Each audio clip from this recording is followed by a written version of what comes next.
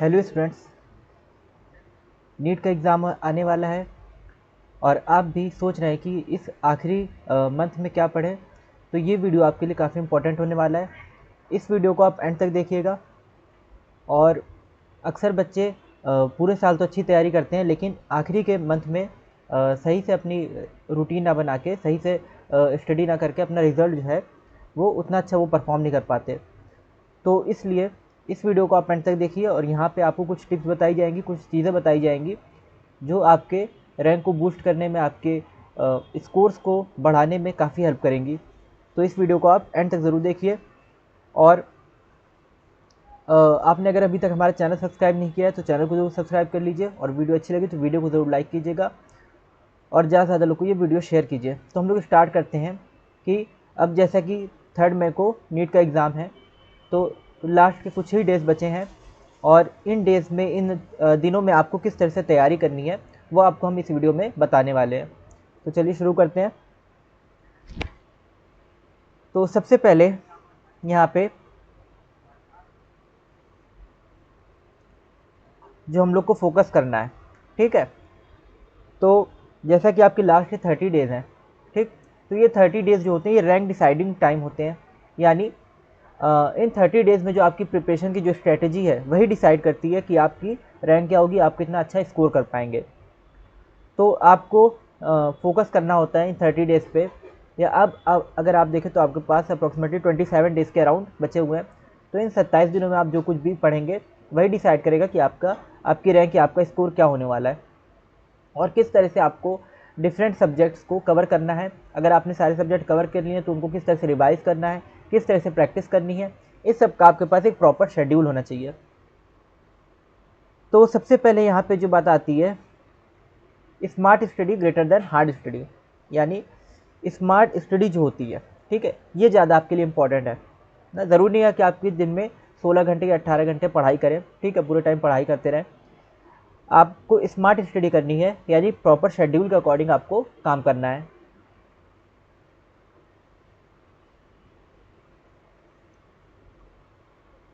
तो कुछ golden rules यहाँ पे आपको बताए गए हैं, और ये गोल्डन रूल्स क्या है? नो न्यू बुक्स, ठीक है, आपको कोई नई बुक जो है इस टाइम पे, ठीक, इस टाइम पे आपको कोई नई बुक रिकमेंड नहीं करनी, ठीक है, या कोई नई बुक आपको नहीं पढ़नी है। आपने एनसीईआरटी साल भर पढ़ी है और अदर जो भी रेफरेंस बुक आपने पढ़ी है, ठीक है, आपने नोट्स बनाए, तो इस लास्ट के टाइम पे आपको क्या करना है? अपने नोट्स को ही रिवाइज करना है, ठीक है। इस लास्ट टाइम पे आपको सिर्फ अपने नोट्स को रिवाइज करना है, और जो भी आपने एनसीईआरटी या अपनी रेफरेंस बुक्स पढ़ी हैं उनके जो भी डायग्राम आपने प्रैक्टिस किए हैं, ठीक है, खासकर एनसीईआरटी के डायग्राम आपको दोबारा से प्रैक्टिस करने हैं, ठीक।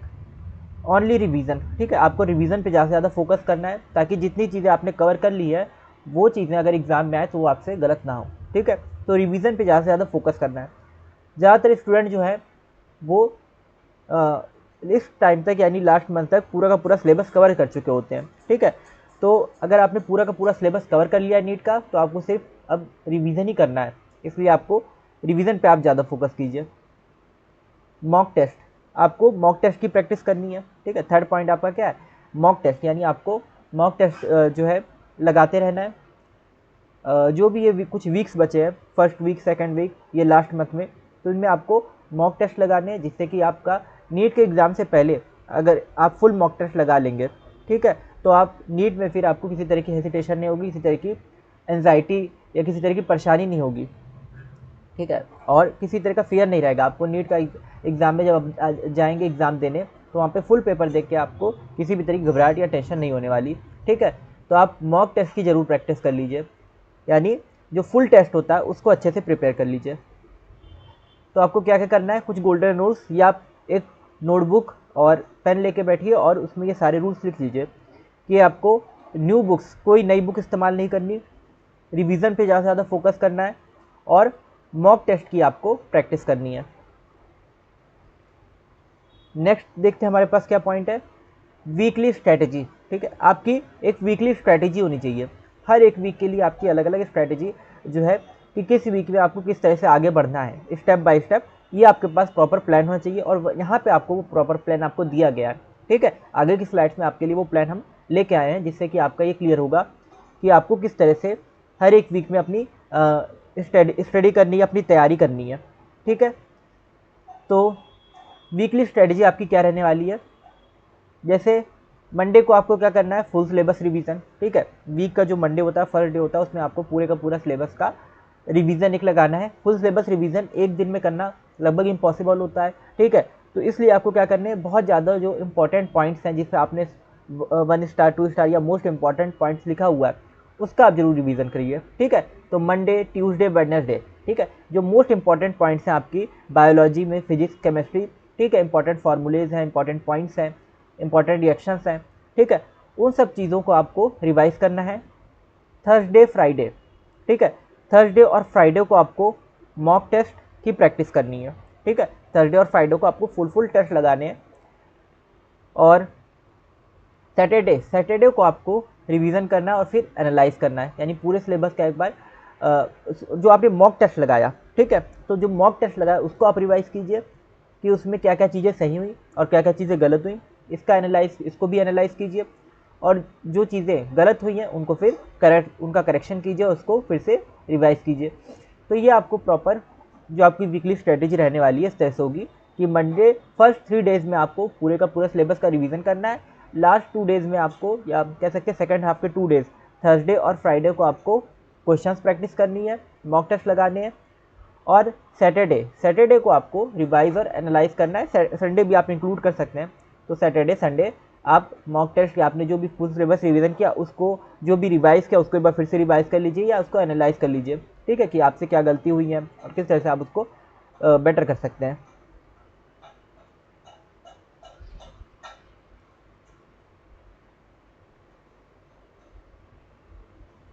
नेक्स्ट है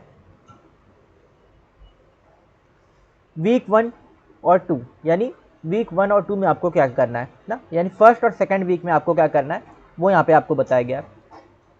डेली टारगेट्स आपको लेके चलने हैं कि आपको बायोलॉजी में या फिजिक्स में या केमिस्ट्री में आप कितने कितने चैप्टर कवर करने वाले हैं। ठीक है, दो तीन चैप्टर का आपको टारगेट लेके चलना पड़ेगा, क्योंकि ज़्यादा टाइम है नहीं।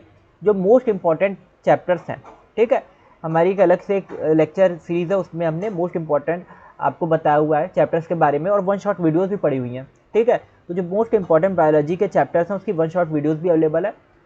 तो वो जो मोस्ट इंपॉर्टेंट लगभग आपके 10 चैप्टर मोस्ट इंपॉर्टेंट बताए, क्लास 11 12 सबको मिला के आपके 10 चैप्टर्स जो है मोस्ट इंपॉर्टेंट चैप्टर वहाँ बताए गए। तो उन मोस्ट इंपॉर्टेंट चैप्टर में बायोलॉजी हो चाहे फिजिक्स हो केमिस्ट्री, जिस भी सब्जेक्ट में, उन चैप्टर्स की जो है आपको अच्छे से रिवीजन करना है। NCERT line by line recover करना है, उसको रिवाइज करना है। और NCERT आपको प्रॉपर प्रिपेयर करनी है ठीक है, NCERT जो है उसको अच्छे से रिवाइज कर, जो भी चीज़ें आपने पढ़ी NCERT में, डायग्राम्स पढ़े आपने, ठीक है, फ्लो चार्ट्स आपने प्रिपेयर किए, और जो NCERT के आपने थ्योरी प्रिपेयर की, जो नोट्स बनाए उसको अच्छे से रिवाइज कीजिए। और वीक टॉपिक्स जो भी आपके रहे, ठीक है, जहाँ पे आपसे गलती हुई, जब आप मॉक टेस्ट लगाए तो आपने जहाँ जहाँ गलती की, तो वो टॉपिक आपके क्या थे, वीक टॉपिक्स थे। ठीक है, तो उन वीक टॉपिक्स को आप ये फर्स्ट और सेकंड वीक में क्या कर सकते हैं, उस पर फोकस कर सकते हैं। तो फर्स्ट और सेकंड वीक में आप वीक टॉपिक्स पे अपने फोकस कर सकते हैं और उसको और बेटर कर सकते हैं। ठीक है, तो आपको क्या करना है, डेली टारगेट सेट करना है कि आपको डेली क्या क्या कौन कौन से चैप्टर्स हैं और उनको रिवाइज करना। ठीक है, NCERT को लाइन बाय लाइन आपको रिवाइज करना है, जो इंपॉर्टेंट चैप्टर्स हैं वो, प्लस डायग्राम्स हैं, ठीक है, फ्लो चार्ट्स हैं, उनको अच्छे से देखना है।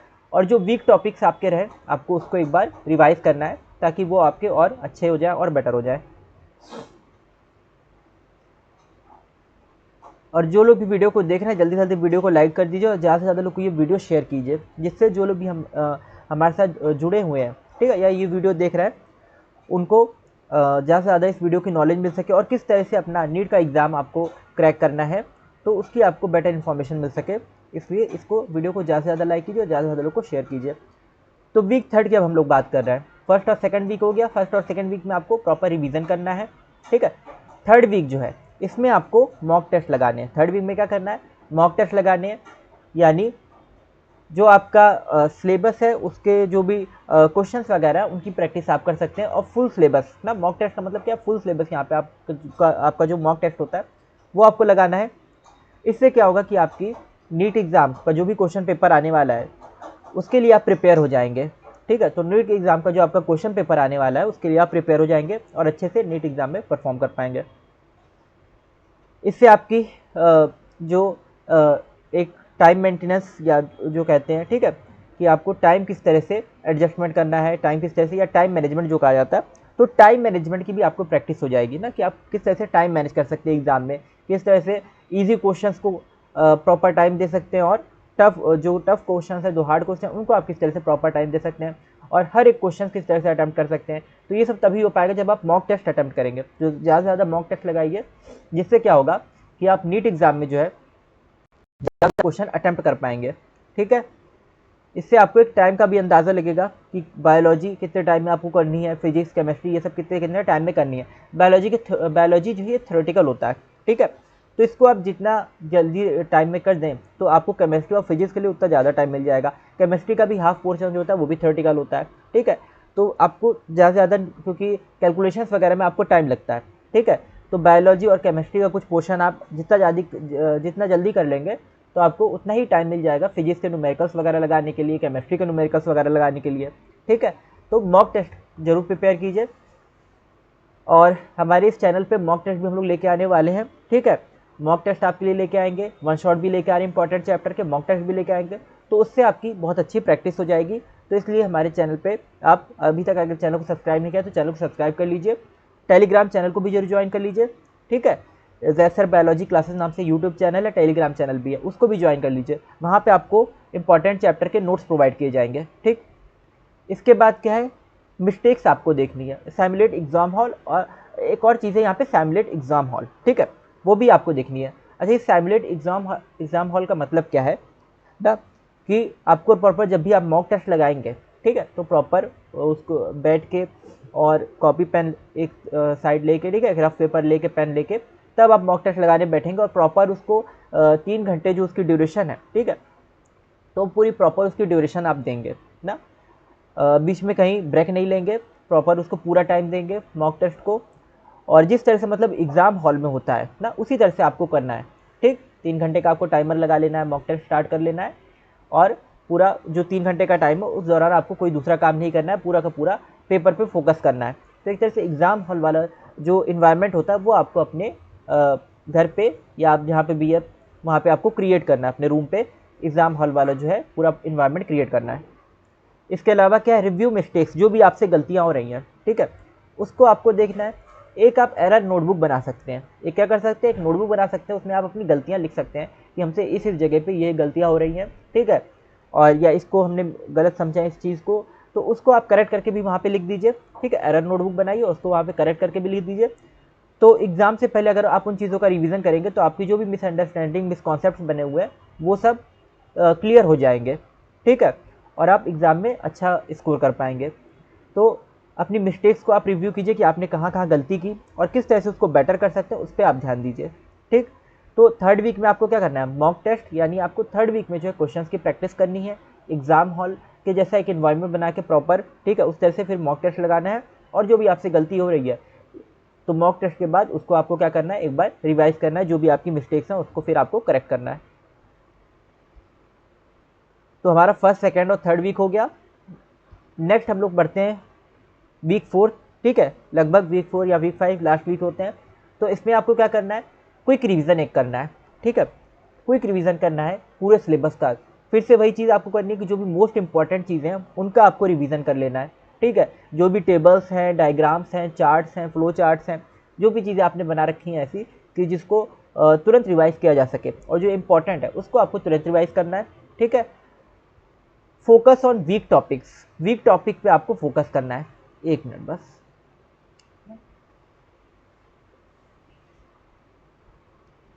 फिर क्या करना है आपको, फोकस ऑन वीक टॉपिक्स, ठीक है, वीक टॉपिक पे फोकस करना है। जो भी आपके वीक टॉपिक है आपने एरर नोटबुक में लिख रखा है कि कौन कौन सा टॉपिक वीक था, कहाँ कहाँ पे आपसे गलतियाँ हुई हैं, तो उस पर आपको फोकस करना है प्रॉपर। जहाँ पे भी नोट्स में वो टॉपिक्स दिए हुए हैं, ठीक है, उन टॉपिक पे जाएंगे आप, दोबारा से उसको रिवाइज करेंगे और फिर से उन क्वेश्चंस को रिलेट करके देखेंगे कि आपको चीज़ें क्लियर है कि नहीं है, ठीक है। तो वीक टॉपिक पे भी आपको प्रॉपर ध्यान देना है, और शॉर्ट नोट्स जो आपने बना रखे हैं चीज़ों के, ठीक है, इंपॉर्टेंट नोट या शॉर्ट नोट, उनको आप रिवाइज करेंगे। तो फोर्थ वीक में आपको क्या करना है, एक बार क्विक रिवीजन करना है सिलेबस का, फिजिक्स, केमिस्ट्री, बायोलॉजी में। जो भी आपके वीक टॉपिक्स हैं, ठीक है, उनको आपको दोबारा से करेक्ट करके और रिवाइज करना है। और जो भी आपने शॉर्ट नोट्स बना रखे हैं इंपॉर्टेंट एनसीईआरटी के लाइन बाय लाइन, जो आपने शॉर्ट नोट्स बनाए हुए हैं, ठीक है, नोटबुक में अपने, जिसमें स्टार्स वगैरह भी लगा रखे हैं, तो उनको आप एक बार रिवाइज कर लेंगे।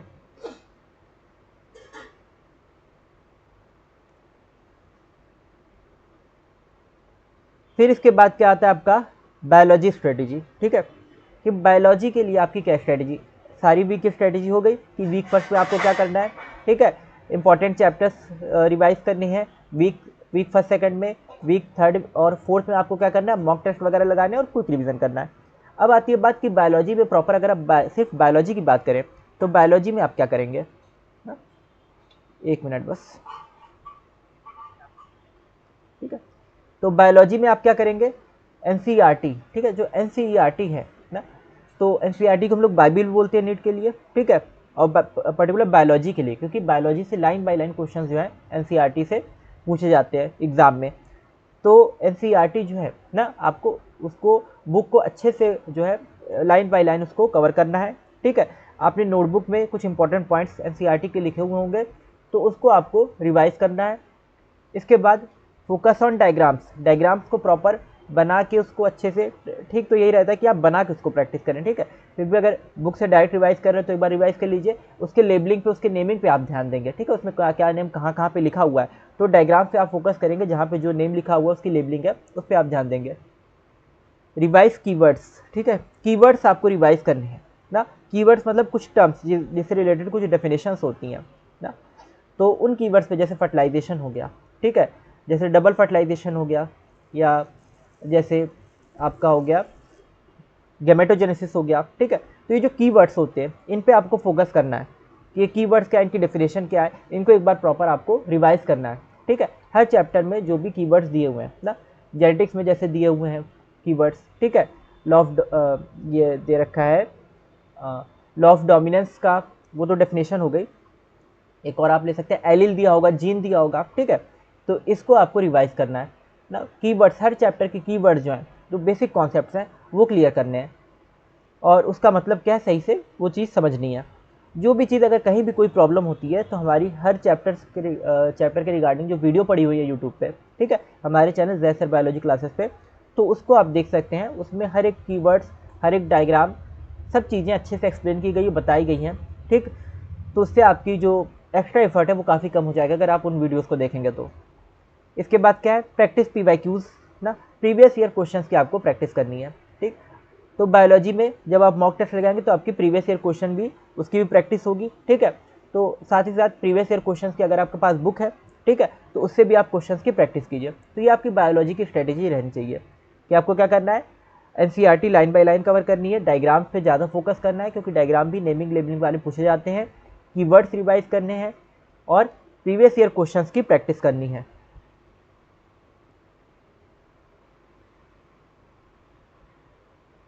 और बायोलॉजी जो है आपका बहुत स्कोरिंग सब्जेक्ट होता है, ठीक है, बायोलॉजी क्या है आपका बहुत स्कोरिंग सब्जेक्ट है। बायोलॉजी में 320 प्लस, 340 प्लस या 360, ज़्यादा से ज़्यादा आप मार्क्स गेन कर सकते हैं। जितना ज़्यादा आप हाई स्कोर अपना टारगेट करेंगे, आप उसको गेन भी कर सकते हैं। तो इसलिए बायोलॉजी में आप अगर अच्छी प्रैक्टिस करेंगे, अच्छे से रिवाइज करेंगे, चीज़ें अच्छी प्रैक्टिस करेंगे, तो बायोलॉजी में आपके अच्छे से अच्छे मार्क्स आ सकते हैं, और उससे आपका रिजल्ट भी जो है बेहतर हो सकता है, और आपको एक अच्छा कॉलेज मिल सकता है।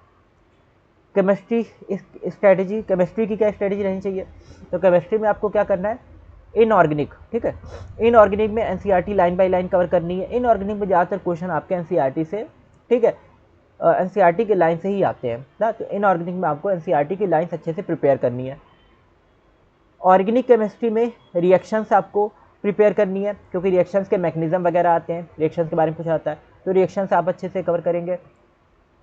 और जो भी फिजिकल केमिस्ट्री, जो उसमें आपको फार्मूले लर्न होने चाहिए, ठीक है, अलग अलग केमिस्ट्री में डिवीजन होते हैं, इनऑर्गेनिक, ऑर्गेनिक और फिजिकल। तो फिजिकल केमिस्ट्री में आपको फार्मूलेज अच्छे से याद होने चाहिए, क्योंकि यहाँ पे न्यूमेरिकल बहुत आते हैं फिजिकल केमिस्ट्री से, ठीक है, फिजिकल केमिस्ट्री से न्यूमेरिकल आते हैं काफ़ी, तो आपको फॉर्मूले जो है वो याद होने चाहिए, ताकि आप न्यूमेरिकल प्रॉपर अटेम्प्ट कर पाएँ। तो लास्ट 3 डेज जो आपके पास होते हैं एग्जाम से पहले के, उसमें आपके पास फिजिक्स और केमिस्ट्री के जो भी फॉर्मूले आपने लिखे हैं, ठीक है, फिजिक्स और केमिस्ट्री के जो भी फॉर्मूले आपने लिखे हैं, उसको आप एक बार रिवाइज कर लीजिए ना। तो इससे क्या होगा कि आप जब एग्ज़ाम डे होगा नीट का, तो उस दिन आप जो है आपको फॉर्मूले याद रहेंगे, तो आपको न्यूमेरिकल अटेम्प्ट करने में कोई प्रॉब्लम नहीं होगी। ठीक है, तो इनऑर्गेनिक केमिस्ट्री में आपको NCERT line by line cover करनी है। ऑर्गेनिक केमिस्ट्री में आपको रिएक्शंस पे फोकस करना है, उसके मैकेनिज्म पे फोकस करना है। फिजिकल केमिस्ट्री में आपको फार्मूलेज लर्न होने चाहिए, तभी आप फिजिकल केमिस्ट्री के जो है न्यूमेरिकल अटेम्प्ट कर पाएंगे। और इसके साथ साथ एमसीक्यूज़ की प्रैक्टिस पे भी आपको फोकस करना है। ठीक है, तो एमसीक्यूज़ अगर आप मॉक टेस्ट देते रहेंगे तो एमसीक्यूज़ की प्रैक्टिस भी आपकी होती रहेगी। और इस चैनल पे हम लोग मॉक टेस्ट की सीरीज़ लेके आने वाले हैं। ठीक है, तो उससे क्या होगा कि आपकी एमसीक्यूज़ की भी प्रॉपर प्रिपरेशन होती रहेगी। तो हमारे मॉक टेस्ट जो हम लोग लेके आने वाले हैं वो आप लोग ज़रूर देखिएगा।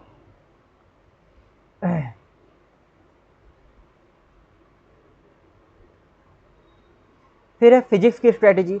तो फिजिक्स में आपको क्या करना है, फिजिक्स में फॉर्मूलेज रिवाइज करने हैं। जो भी आपके फॉर्मूले हैं, ठीक है, आप इनको फिजिक्स में एक प्रॉपर जो भी आपने नोटबुक में लिख रखे हैं, ठीक है, या अलग से कोई पतली सी आपने गाइड बनाई हुई है जिसमें आपने फॉर्मूले लिखे हुए हैं, तो उससे आप फॉर्मूले याद कर सकते हैं। जितना ज़्यादा हो सके फॉर्मूलों को रिवाइज कीजिए, क्योंकि अगर फॉर्मूले आपको याद रहेंगे तभी आप न्यूमेरिकल अटैम्प्ट कर पाएंगे। फॉर्मूले अगर भूल जाएंगे तो न्यूमेरिकल भी अटैम्प्ट करने में प्रॉब्लम होगी। प्रैक्टिस न्यूमेरिकल की ज़्यादा प्रैक्टिस कीजिए। ठीक है, न्यूमेरिकल की प्रैक्टिस करते रहेंगे, न्यूमेरिकल की प्रैक्टिस से भी फॉर्मूले याद रहते हैं। और आपको एग्ज़ाम टाइम में जब आप न्यूमेरिकल करेंगे तो उसमें टेंशन भी कम होगी। ठीक है, और पैनिक भी कम होगा। इसलिए क्या कर सकते हैं आप, जो न्यूमेरिकल्स हैं उसकी प्रैक्टिस खूब कीजिए। तो न्यूमेरिकल की प्रैक्टिस से क्या होगा, आपको एग्ज़ाम टाइम में जब आप एग्ज़ाम हॉल में न्यूमेरिकल्स वगैरह अटैम्प्ट करेंगे तो वहाँ पे आपको टेंशन या पैनिक कम होगा। Focus on concepts. ठीक है, कॉन्सेप्ट फोकस कीजिए। जो भी फिजिक्स के कॉन्सेप्ट है, जो भी इंपॉर्टेंट चीज़ आपने स्टार मार्क लगाया हुआ है, इंपॉर्टेंट लिखा हुआ है, जो नोट्स बने हुए हैं, ठीक है, नोट्स करके लिखते हैं आप लोग, ठीक है, नोटबुक में, तो उन चीज़ों पे या जो भी मेन कॉन्सेप्ट्स हैं, ठीक है, उन पे आप फोकस कीजिए और उनको रिवाइज कीजिए। प्रीवियस ईयर क्वेश्चंस, ठीक है, प्रीवियस ईयर क्वेश्चंस की प्रैक्टिस भी करते रहिए।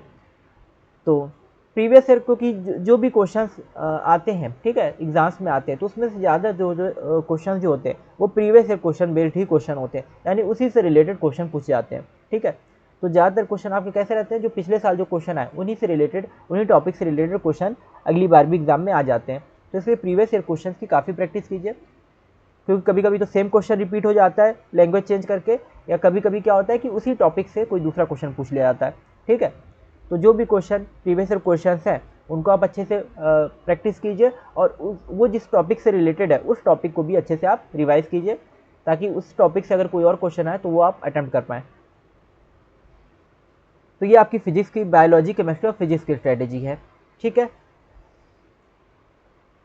फिर इसके बाद डेली टाइम टेबल आपका क्या होने वाला है, इस पर आप ध्यान दीजिए कि मॉर्निंग में आपको बायोलॉजी करनी है। देखो मॉर्निंग का टाइम क्या रहता है, सुबह के टाइम मूड फ्रेश रहता है, और बायोलॉजी जो है थोड़ा थ्योरेटिकल सब्जेक्ट है। ठीक है, थोड़ा थ्योरेटिकल सब्जेक्ट है, डायग्राम वगैरह भी इसमें होते हैं, क्रिएटिव भी है थोड़ा, तो इसलिए क्या कर सकते हैं आप, सुबह के टाइम बायोलॉजी पढ़िए। उससे क्या होगा कि आपको बायोलॉजी जब एनसीईआरटी लाइन बाय लाइन पढ़ेंगे या इंपॉर्टेंट टॉपिक जो अभी इंपॉर्टेंट लाइन पढ़ेंगे, तो उसमें आपको वो चीज़ें जो है आपको क्या लगेंगी, थोड़ा सा फ्रेश फील होगा और आप उसको अच्छे से याद कर पाएंगे, रिकॉल कर पाएंगे, रिवाइज कर पाएंगे। ठीक है, आपको वो चीज़ें बोरिंग कम लगेंगी ना, क्योंकि और किसी टाइम अगर करने बैठेंगे तो बायोलॉजी क्या है, थ्योरेटिकल सब्जेक्ट थोड़ा है। ठीक है, तो इस तरह से कभी कभी वो अगर दूसरे टाइम कभी किया जाए, ऐसे टाइम किया जाए कि जब आप थके हुए हैं, तो आपको वो चीज़ें फिर बोरिंग लगती है ना। तो आप क्या कर सकते हैं, सुबह के टाइम एकदम ना, सबसे पहले जब आप फ्रेश होते हैं सुबह, तो उसके बाद आप बायोलॉजी का टाइम रख सकते हैं।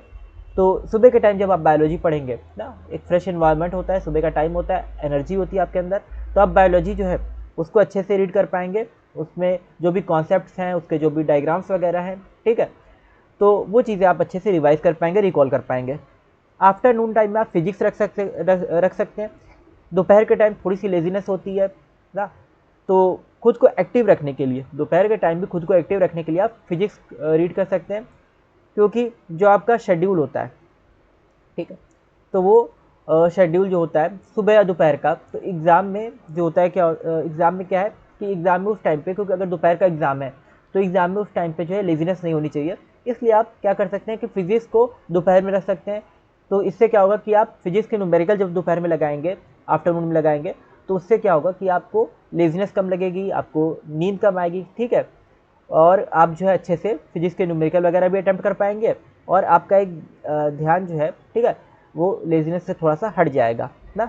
तो इस तरह से आप एक्टिव रह पाएंगे दोपहर में भी। तो आफ्टरनून टाइम में आपको क्या करना है, फिजिक्स के न्यूमेरिकल्स लगाने हैं और फिजिक्स के कॉन्सेप्ट वगैरह रिवाइज करने हैं। इवनिंग टाइम में आप केमिस्ट्री रख सकते हैं, क्योंकि इवनिंग टाइम में आप एक्टिव रहते हैं, और केमिस्ट्री की आप प्रिपरेशन कर सकते हैं, क्योंकि आपने बायोलॉजी मॉर्निंग में कर ली, फिजिक्स दोपहर में कर ली, तो इवनिंग टाइम में आप केमिस्ट्री कर सकते हैं। इसके बाद रात का टाइम है, रात का समय, तो नाइट टाइम में आप कर सकते हैं रिवीजन।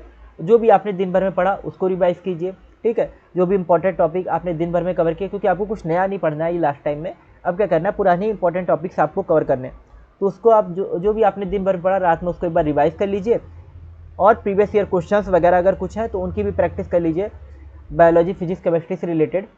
इसके अलावा जो भी आपने एरर नोटबुक एक बनाई हुई है, ठीक है, जिसमें आपने अपनी गलतियाँ, जो भी आपसे जहाँ भी गलतियाँ हुई बायोलॉजी में, फिजिक्स केमिस्ट्री में, ठीक है, जिस भी पॉइंट के रिगार्डिंग, जिस भी टॉपिक के रिगार्डिंग वो आपने लिख रखी है, तो उसको भी एक बार रात में रिवाइज कर लीजिए, ठीक है।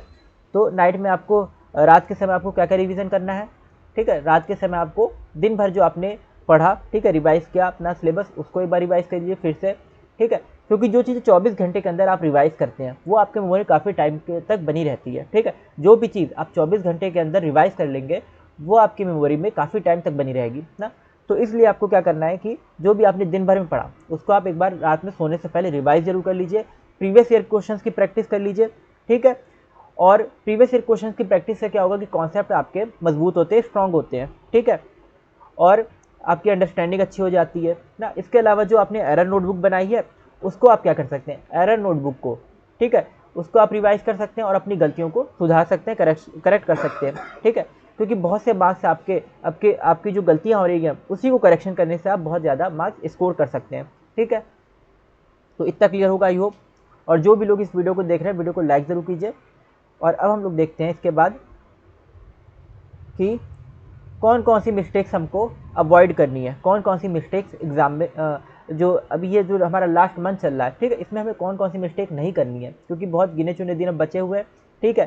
तो इसमें क्या मिस्टेक नहीं करनी है उस पर फोकस करना है। स्टार्टिंग न्यू बुक्स ना, कोई नई बुक नहीं पढ़नी, ठीक है, ये एक मिस्टेक होती है कि बच्चे अक्सर क्या करते हैं आखिरी टाइम में नई नई बुक उठा के पढ़ने लगते हैं, क्योंकि पुरानी सब बुक पढ़ चुके होते हैं, एनसीईआरटी पढ़ चुके होते हैं, रेफरेंस बुक पढ़ चुके होते हैं, तो फिर वो और कोई नई बुक रिकमेंड करते हैं और ज़्यादा पढ़ने के लिए और ज़्यादा स्कोर करने के लिए, ठीक है। तो ये चीज़ नहीं करनी, ठीक है। आखिरी टाइम में और ज़्यादा चीज़ों पढ़ने के बजाय जो पहले चीज़ें पढ़ चुके हैं उन्हीं को रिवाइज करना है। आखिरी टाइम में जो नई चीज़ें पढ़ने के बजाय जो आप पहले चीज़ें पढ़ चुके हैं उन्हीं को आपको क्या करना है, रिवाइज करना है। मॉक टेस्ट स्किप नहीं करना आपको, ठीक है, मॉक टेस्ट आपको स्किप नहीं करना, छोड़ना नहीं है, और बहुत ज़्यादा सोचना नहीं है, ओवर थिंकिंग नहीं करनी। देखो मॉक टेस्ट अगर आप स्किप करोगे तो आपकी प्रैक्टिस अच्छे से नहीं हो पाएगी, कॉन्सेप्ट अंडरस्टैंडिंग जो है वो भी अच्छे से नहीं हो पाएगी, और आपको अपनी गलतियां भी नहीं पता चलेंगी। तो इसलिए मॉक टेस्ट आपको स्किप नहीं करना है। ओवर थिंकिंग, ठीक है, ओवर थिंकिंग से आपसे बचना है, बहुत ज़्यादा सोचना कि क्या जो है क्या पढ़ें ना। बच्चे अक्सर आखिरी टाइम में सोचते रहते हैं कि क्या पढ़ें, है ना, किस तरह से प्रैक्टिस करें, किस तरह से शेड्यूल रखें अपना उसका पूरा, ठीक है। यहाँ पे आपको शेड्यूल पूरा बता दिया गया, बस इसी शेड्यूल को आपको फॉलो करना है, अलग से कोई और शेड्यूल बनाने के लिए आपको उसकी टेंशन नहीं लेनी है, ठीक है। तो ओवर थिंकिंग से आपको बचना है, एग्जाम की किसी भी तरह की कोई भी टेंशन उससे आपको बचना है ना। और इग्नोरिंग रिवीजन ना, रिवीजन को इग्नोर करना, बच्चे अक्सर क्या करते हैं रिवीजन को इग्नोर करते हैं, ठीक है।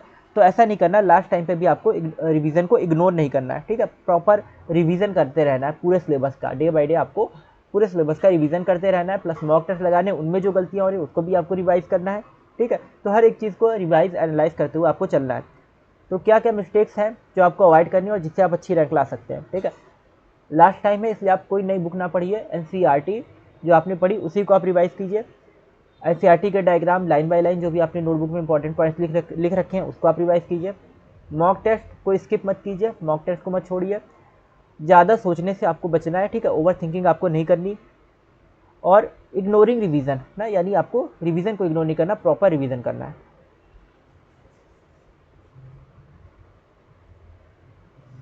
अब इसके बाद क्या है, कुछ सीक्रेट बातें हैं जो इंसान को, जो भी आप प्रिपरेशन कर रहे हैं नीट की, आप में से जो बच्चे प्रिपरेशन कर रहे हैं नीट की, तो उनको ये बातें टॉपर बना सकती हैं, ठीक है। और टॉपर्स अक्सर इन कुछ बातों को फॉलो करके जो है अपनी अच्छी रैंक, अपने अच्छा स्कोर जो है वो गेन करते हैं। तो ये कुछ चीज़ें क्या है, ये आप यहाँ पे देखेंगे, जिसको हम टॉपर सीक्रेट नाम से आपको बता रहे हैं। तो ये क्या है, मेंटेन एरर नोटबुक। ठीक है, आपको एक एरर नोटबुक मेंटेन करके रखनी है। ठीक, एक नोटबुक आपको प्रॉपर, एक पतली सी आप नोटबुक बनाइए जिसमें आप बायोलॉजी, फिजिक्स, केमिस्ट्री के जो भी आपसे कहीं कॉन्सेप्ट में मिस्टेक हो रही है, न्यूमेरिकल में कुछ कहीं मिस्टेक हो रही है, कैलकुलेशन में कहीं मिस्टेक हो रही है, तो उस चीज़ को एरर नोटबुक में आप लिखिए कि आपसे कहाँ पे क्या मिस्टेक हो रही है और किस तरह से उसको आप करेक्ट कर सकते हैं। ठीक है, और टाइम टू टाइम उसको रिवाइज करते रहिए कि दोबारा वो मिस्टेक एग्जाम में आपसे ना हो। ठीक है, एग्जाम में अगर वो चीज़ पूछी जाए तो वहाँ पे आपसे मिस्टेक ना हो। Revise mistakes daily. डेली आपको क्या करना है, अपनी मिस्टेक्स को रिवाइज करना है। जो भी आपसे एरर नोटबुक में आपने जो भी अपनी मिस्टेक लिख रखी है उसको आपको रिवाइज करना है। फोकस ऑन वीक एरियाज ना, जो भी आपके वीक एरियाज हैं, जहाँ जहाँ मिस्टेक हो रही थी, ठीक है, वो जिस टॉपिक से रिलेटेड है वो टॉपिक क्या होंगे, आपके वीक एरियाज, जहाँ पे आपसे मिस्टेक हुई है या जो क्वेश्चन आप नहीं अटेम्प्ट कर पाए हैं। ठीक है, कभी कभी ऐसा हो कुछ क्वेश्चन आप नहीं भी अटेम्प्ट कर पाएंगे, आपको नहीं समझ में आएगा कि ये क्वेश्चन किस टॉपिक से बन रहा है, क्या है। तो जो भी आपके वीक एरियाज हैं उसको आपको प्रॉपर नोटबुक में लिख लेना है। जो एरर नोटबुक आपने बनाई है उसको, उन वीक एरियाज़ को आपको लिख लेना है। और उन टॉपिक, वो जो टॉपिक्स जहाँ से आप क्वेश्चन नहीं अटेम्प्ट कर पाए या जहाँ से आपसे क्वेश्चन से मिस्टेक हुई है, तो उन टॉपिक को आपको टाइम टू टाइम रिवाइज करना है। ठीक है, तो वीक एरियाज़ पे भी आपको फोकस करना है। आपसे जो चीज़ें सही हो रही है उनको आप रिवाइज कीजिए, जो चीज़ें गलत हो रही है उनको करेक्ट करके फिर उनको रिवाइज कीजिए, और जो चीज़ें आप अटेम्प्ट नहीं कर पा रहे हैं, ठीक है, उन टॉपिक्स को रिवाइज करके भी उनको आप फिर से अटेम्प्ट कीजिए क्वेश्चन को। तो इससे क्या होगा कि आपकी प्रॉपर जो है एक स्कोर बिल्ड होगा। ठीक है, इससे क्या होगा, प्रॉपर स्कोर आपका बिल्डअप होगा ना। और इसके बाद आपको क्या करनी है, ट्रैक योर प्रोग्रेस। ठीक है, आपको साथ ही साथ अगर आप मॉक टेस्ट लगाते हैं तो वहाँ पे आपकी प्रोग्रेस भी आपको बताई जाती है। ठीक है, तो आपको अपनी प्रोग्रेस भी ट्रैक करते रहना है। ठीक है, और अब तो एनटीए की भी जो है एप्लीकेशन बनी हुई है मॉक टेस्ट की, तो उसको भी आप लगा सकते हो, उसमें भी आपकी प्रोग्रेस वहाँ पे बताई जाती है। अब जब मॉक टेस्ट लगाते हो तो वहाँ पे आपकी प्रोग्रेस बताई जाती है कि आपने कितने क्वेश्चन सही किए, कितने गलत किए और क्या आपका स्ट्रेटेजी क्या थी। तो ये सब चीज़ें वहाँ पे बताई जाती हैं। तो आप अपनी एक तरह से क्या कर सकते हो, प्रोग्रेस ट्रैक कर सकते हो कि आपसे कितनी चीज़ें, आप जब मॉक टेस्ट जब लगाओगे उसको एनालाइज करोगे तो आपकी प्रोग्रेस आप ट्रैक कर पाओगे कि कितनी चीज़ें आपसे सही हो रही है, कितनी चीज़ें गलत हो रही है, उनको किस तरह से आपको फिर से बेटर करना है। ठीक है, तो ये एक टॉपर का सीक्रेट होता है कि वो क्या करता है, वो अपनी एरर बुक मेंटेन करके रखता है। ठीक है, यानी उससे जहाँ पे गलतियाँ हो रही है वो उसको करेक्ट करता है और फिर उनको उन गलतियों से सीखता है कि उसको कैसे कैसे सही करना है। फिर मिस्टेक्स पे वो फोकस करता है, जो भी उसकी मिस्टेक्स हैं उसको डेली वो करेक्ट करने की, उसको बेटर करने की, ठीक है, सही करने की कोशिश करता है, उसको रिवाइज करता रहता है ताकि एग्जाम में उससे गलती ना हो। ठीक है, तो ये टॉपर की हैबिट होती है। वीक एरियाज़ पे टॉपर जो है वीक एरियाज़ पे फोकस करते हैं और उनको बिल्ड करते हैं, ताकि वीक एरियाज़ और जो भी उनके स्कोरिंग एरियाज़ हैं और जो वीक एरियाज़ हैं उन दोनों को वो लेवल में ले आते हैं। ठीक है, वीक एरियाज़ को फिर से एलिवेट करके स्कोरिंग एरियाज़ के वो लेवल में ले आते हैं, जिससे कि क्या होता है कि उनके जो ओवरऑल मार्क्स हैं वो और बेटर हो जाते हैं। ठीक है, तो आपको असल में अपने ओवरऑल मार्क्स जो है वो और बेटर करने हैं। ट्रैक योर प्रोग्रेस, यानी और क्या करना है, आपको अपनी प्रोग्रेस पे भी ध्यान देता रहना है कि आपकी प्रोग्रेस किस तरह से हो रही है। ठीक है, इसके बाद क्या है नेक्स्ट,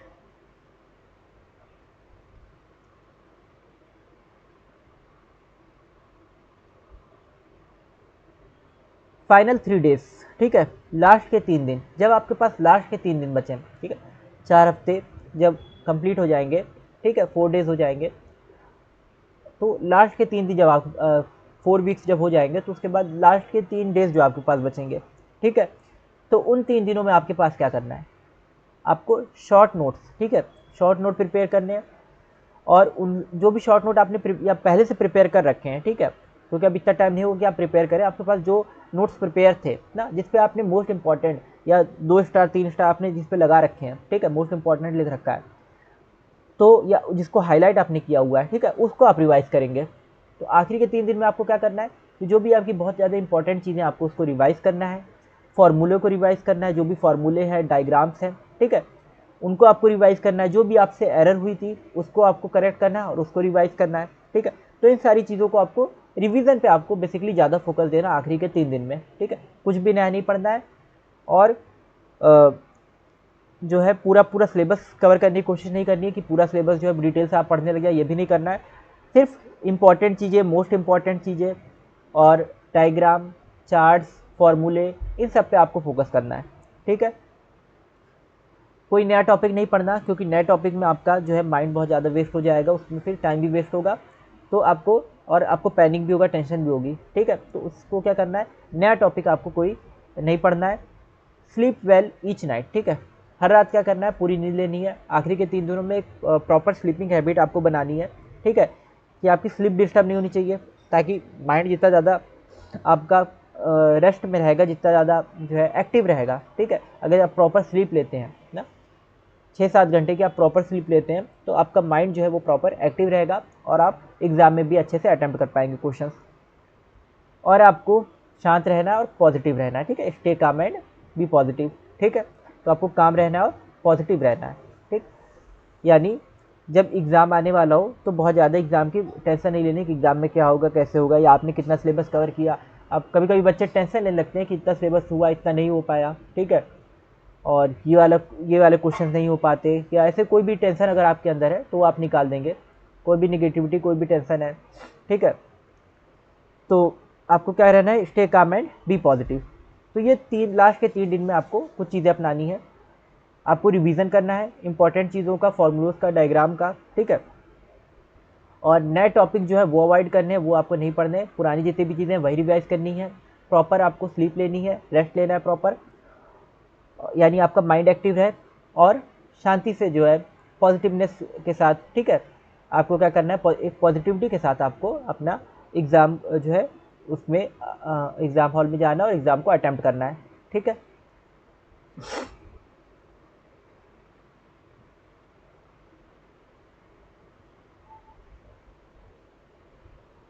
और साथ में मोटिवेटेड भी आपको रहना ज़रूरी है, ठीक है, क्योंकि नीट एग्ज़ाम जो है बहुत बड़ा एग्ज़ाम है और इससे आपका फ्यूचर डिसाइड होने वाला है। तो आपको मोटिवेटेड रहना भी बहुत ज़्यादा ज़रूरी है और इस पे ध्यान देना है, ठीक है, कि आप क्या कर सकते हैं, आप जो है इस एग्ज़ाम को क्रैक कर सकते हैं, ठीक है। आप ही के जैसे और भी बच्चे जो हैं इस एग्ज़ाम को क्रैक कर रहे हैं ना, तो ये कोई नई बात नहीं है, कोई बहुत हार्ड एग्ज़ाम नहीं है, ठीक है। बहुत से बच्चे ज़ीरो से शुरू करते हैं और धीरे धीरे वो क्या कर लेते हैं, अच्छे से अच्छा मार्क्स, अच्छे से अच्छा स्कोर गेन कर लेते हैं, अचीव कर लेते हैं, ठीक है। तो आपने भी प्रिपेयर किया है, ठीक है, जहाँ से भी आपने प्रिपेयर किया है और अब आप यहाँ तक पहुँचे हैं, ठीक है, आपने जितना भी सिलेबस कवर किया है आपको उसको अच्छे से रिवाइज करना और पेपर में अच्छे से आपको अटैम्प्ट करना है, ठीक है। और बच्चे भी जो है अच्छे से तैयारी कर रहे हैं और एग्ज़ाम को प्रिपेयर कर रहे हैं और एग्ज़ाम दे रहे हैं, आपको भी यही करना है। और जिस तरह से दूसरे बच्चे भी एग्ज़ाम निकाल रहे हैं आप भी निकाल सकते हैं। तो आपको क्या करना है, बिलीव करना है खुद में, ठीक है। आपको एक विश्वास रखना है कि आप एग्ज़ाम निकाल सकते हैं, ठीक है। आपको अपनी प्रिपरेशन पे ट्रस्ट रखना है कि आपने जितना भी प्रिपेयर किया, जो भी नोट्स बनाए, ठीक है ना, उन पे आपको ट्रस्ट रखना है और उनको अच्छे से रिवाइज करते रहना है, ठीक है। लास्ट टाइम पे आपको कोई भी अपनी स्ट्रैटेजी चेंज नहीं करनी। थिंक ऑफ योर गोल्स, ठीक है, जो भी आपके गोल्स हैं उसके बारे में आपको सोचना है। आप डॉक्टर बनना चाहते हैं, ठीक है, और डॉक्टर बनने के लिए आपके पास क्या जो है एक मोटिवेशन थी, आप क्यों बनना चाहते हैं, ठीक है, और डॉक्टर बन के आप किस तरह से लोगों को सपोर्ट कर सकते हैं, तो इस चीज़ों के बारे में आपको सोचना है, ठीक।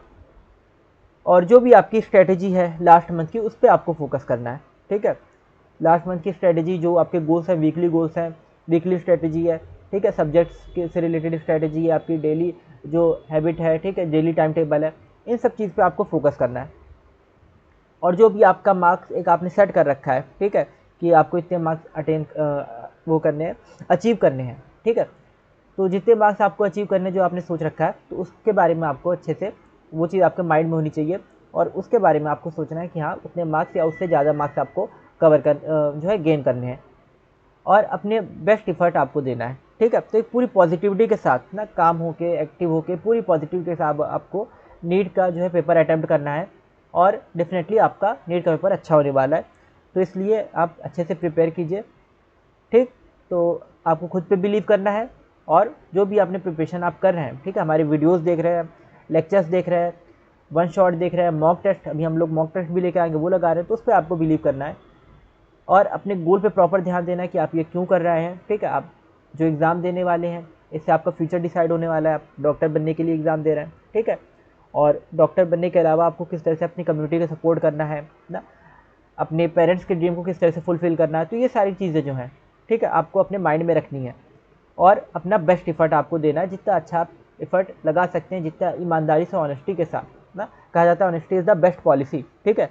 तो पूरी ईमानदारी के साथ आपको आपका हर एक दिन, ठीक है, इसमें इन्वेस्ट करना है अपनी स्टडी में, जिससे कि आप क्या करेंगे, आप अच्छे से अच्छा रिजल्ट ला पाएंगे।